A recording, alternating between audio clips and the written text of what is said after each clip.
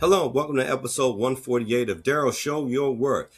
So, as you may have seen in some previous episodes of mine, sometimes when I use some exploit modules within Metasploit framework, that some of those modules, instead of giving me a interpreter session, it automatically opens up a command line, a command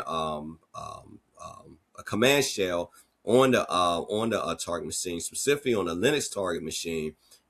But when it does that, just a blank space appears. All right, I can't really see the actual shell and where I can write in my commands, things of that nature. So that's called a non-interactive shell. So in this episode, I'm going to be showing what to do when that happens. And my usual go-to method, as you may have seen, is to create a bash session, but I want to show some other options as well.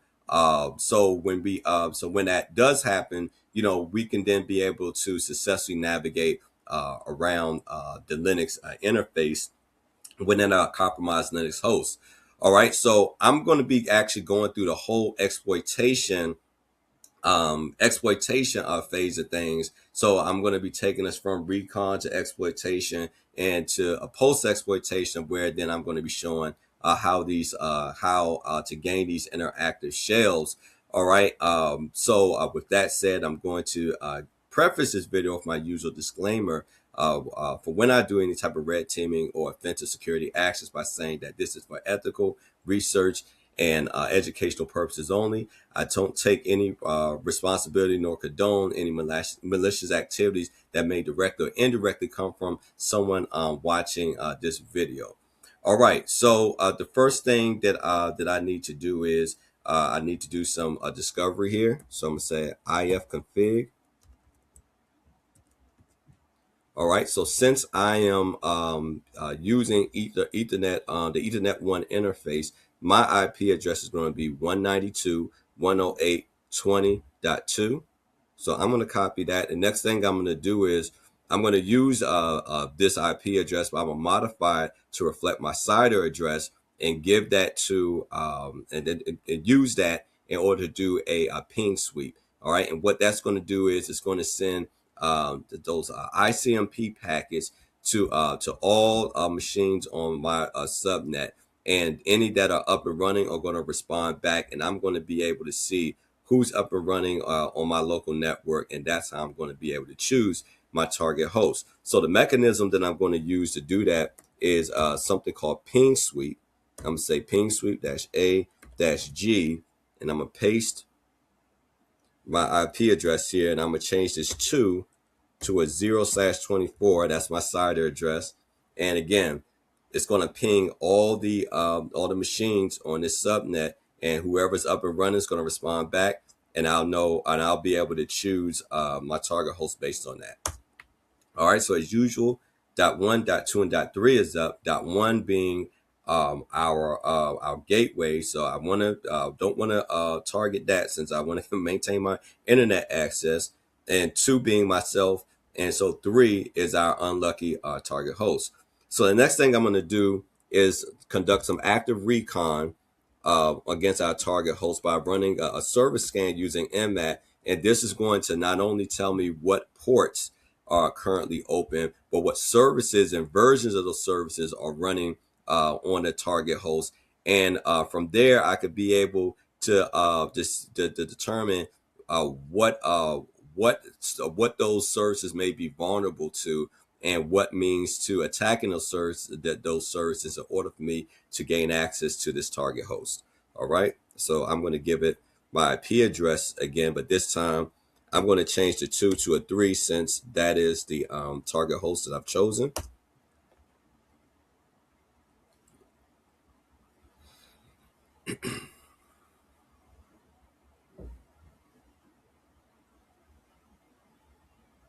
All right, so it looks like we have 2 SMB related ports open here. So we can see that port 445 is open and port 139 is open.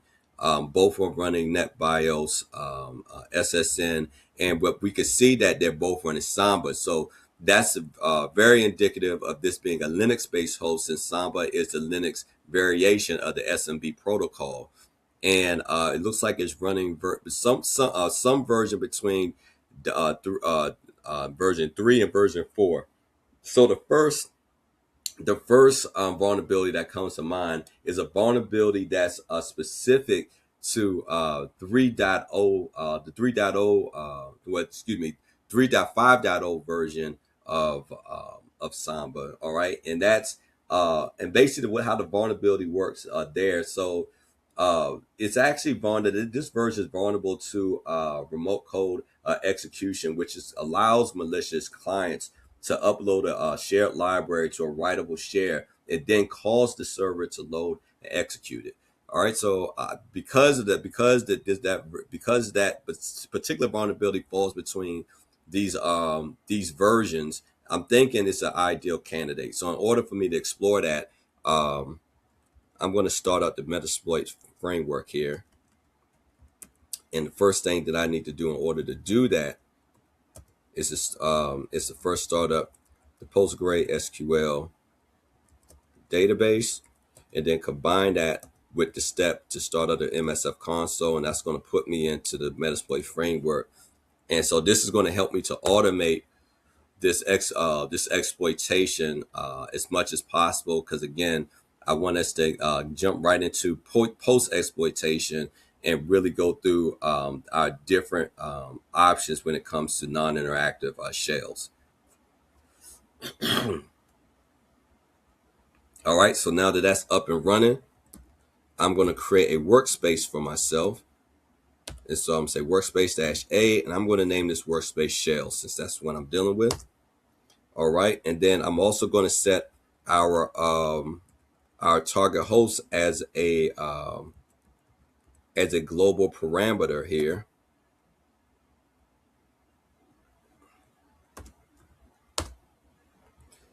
All right, and so what that's going to do is, regardless of what a module that I use, that's going to always be pre-configured within that particular module, so I don't have to continue to add that over and over and over again. And it's a good practice to use, especially if you know that you're dealing with this. You're going to be dealing with the same target throughout that session. It's always good to do to save yourself some time.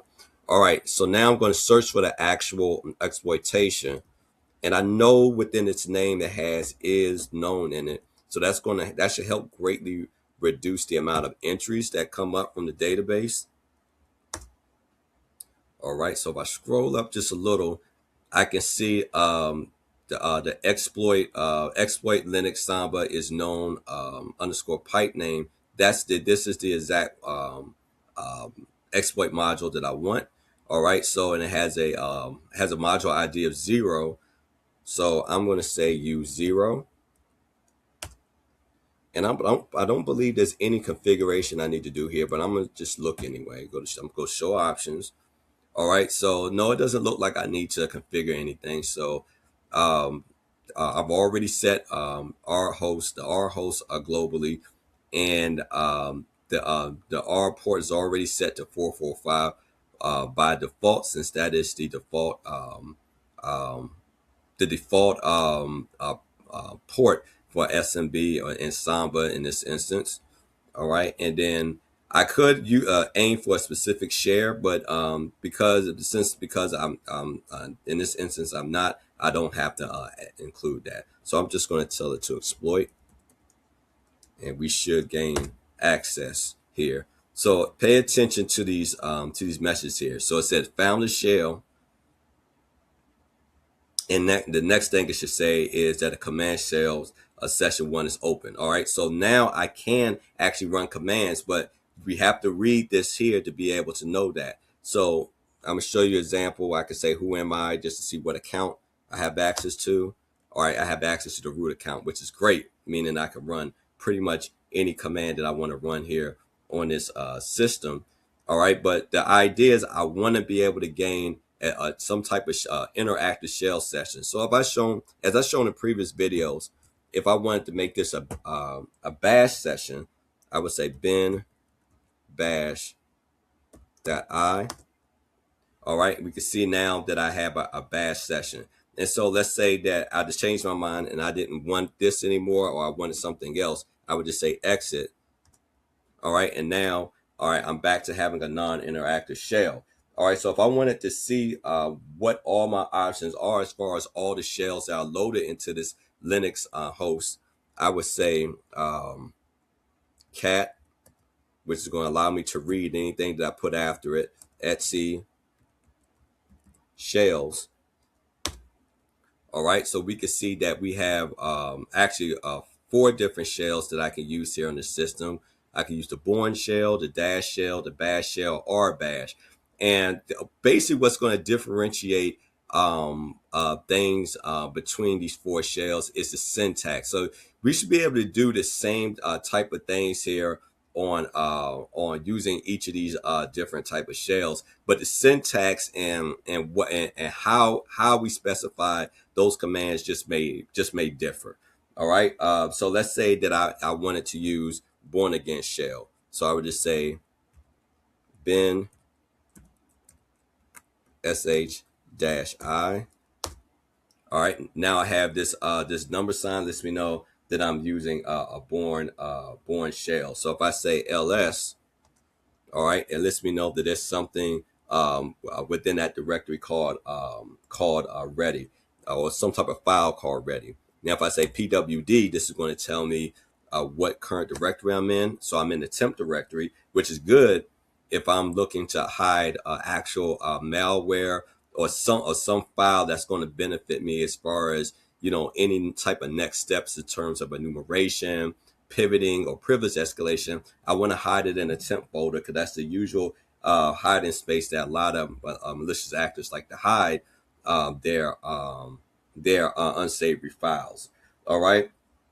And let's say that I wanted to try something else. So of course I'm gonna exit out of the born again shell. All right. So now I'm back to having a non-interactive shell.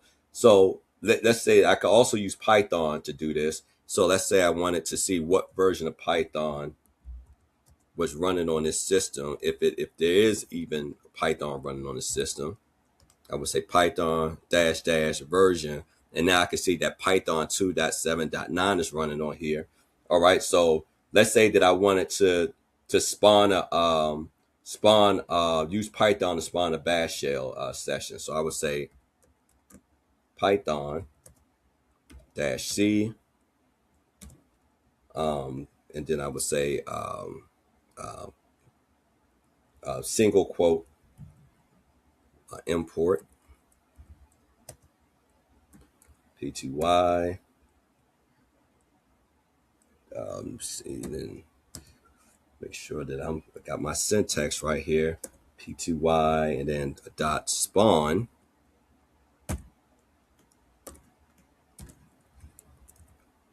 Then got my slash there.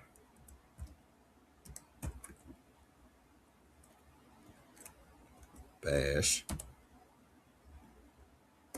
All right, then I'm gonna end the single quote there. All right, so this should spawn a bash session for me. And there we go. Okay, so that gives me the same result, except I just use Python as a means to do that. So if I wanted to see the environmental variables on here, all right, type of env. It's actually looking like it's missing quite a few things. All right, so let's say I wanted to set the default path that would be used to search for the binary when a command is typed. All right, because I don't see that here. So I would say export, and this is going to be rather long. Path user local sbin colon user local / bin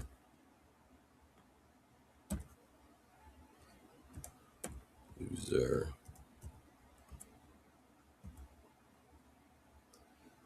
bin. Let me see, make sure my kinds. Let me see. I want to make sure I'm writing the wrong thing here. See sbin, see user. Oh, this should be sbin right here.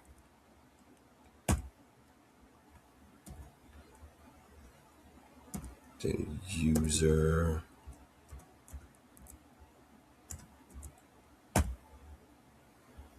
Bin. Sbin.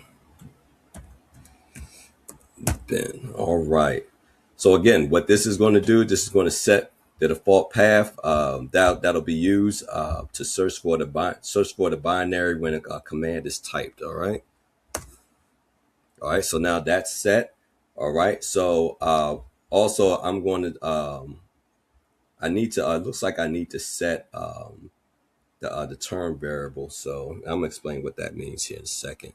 So I'm gonna say export term all caps equals xterm. All right. So what this is going to do, so this specifies to programs what terminal what terminal that's running. This is going to specify to programs the terminal that they're running on, and in this case, it's is xterm. So xterm, it's widely compatible in a standard terminal emulator for X Windows systems, and is often considered a safe universal choice. All right. So I'm gonna set that there. All right, and then also let's say that for now on, I wanted this. If I wanted to the default shell to be set to bash. All right, I would say export shell equals bash. All right, so if I type env again, now we see all those things set here. All right, so all of those environmental variables have now been set moving forward. And let's see, let's try top. All right, so if I see top now, I can see now the different processes that are running. We can see where the Python had been running. We can see, of course, I just did top bash. So when I use Python to execute that bash session, we can see that where the bash session was ran. We could see where the born shell was ran, and then we could also see where the samba is being ran, and et cetera, et cetera. All right, so that's another way we could view everything that we just did here. So I'll do Control C. All right, say yes. All right, and that brings me to the end of my video here. All right, so I just wanted to show. So basically, I got us into this. I compromised this Linux host by exploiting version 3.5.0 of Samba, getting us access to this Linux-based host and showing how we can take that non-interactive session and using different interactive sessions.